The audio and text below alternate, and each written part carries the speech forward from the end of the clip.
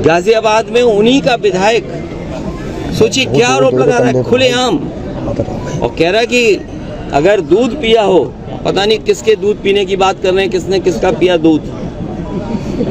सोचिए आप, ये हालत उत्तर प्रदेश की। कब से बंटवारा हो रहा था सही सलामत, किसको ज्यादा मिले किसको कम मिले, और लखनऊ में केवल एक अधिकारी नहीं, भारतीय जनता पार्टी के चुने हुए लोग, आप जानकारी कर लें, मोहनलालगंज तहसील, सरोजनी नगर तहसील, हमारे नेता भी होंगे यहाँ पर मौजूद, उन तहसीलों के सबसे ज्यादा जमीनें भारतीय जनता पार्टी के नेताओं ने कब्जा किए और भू माफिया बनकर के आए हैं। वो भारतीय जनता पार्टी के सेवक लोग नहीं हैं, वो भू माफिया हैं।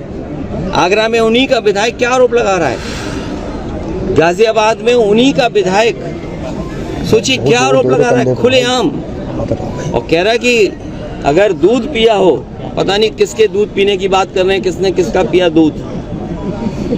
सोचिए आप, ये हालत उत्तर प्रदेश की।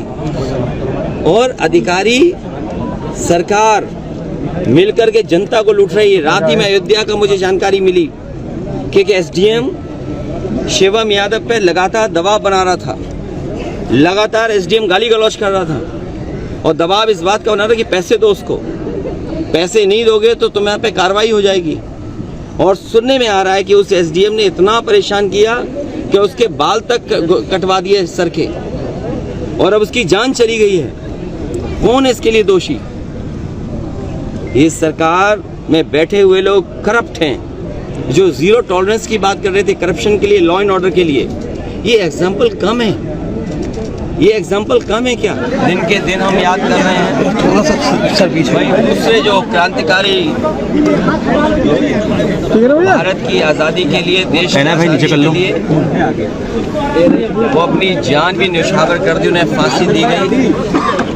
दोनों ही समाजवादी समाज और समाजवादी देश बनाना चाहते थे। भगत सिंह जी का सपना था कि देश आज़ादी के बाद समाजवादी भारत बने, लोग संपन्न हो, खुशहाल हो, तरक्की हो, गैर बराबरी खत्म हो।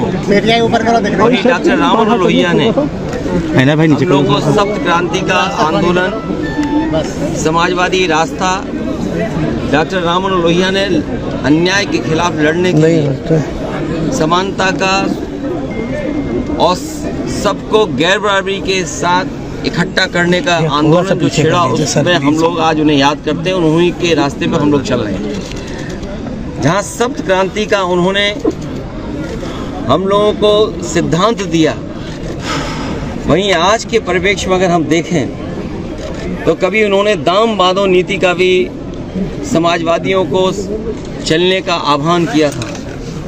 आज के दिन जब डॉक्टर राममनोहर लोहिया को हम लोग याद कर रहे हैं, जहां महंगाई इतनी बढ़ी हुई है, गैर बराबरी लगातार बढ़ती चली जा रही है, बेरोजगारी है, किसान को कोई पूछ नहीं रहा, किसान के सामने आर्थिक संकट पैदा किया है,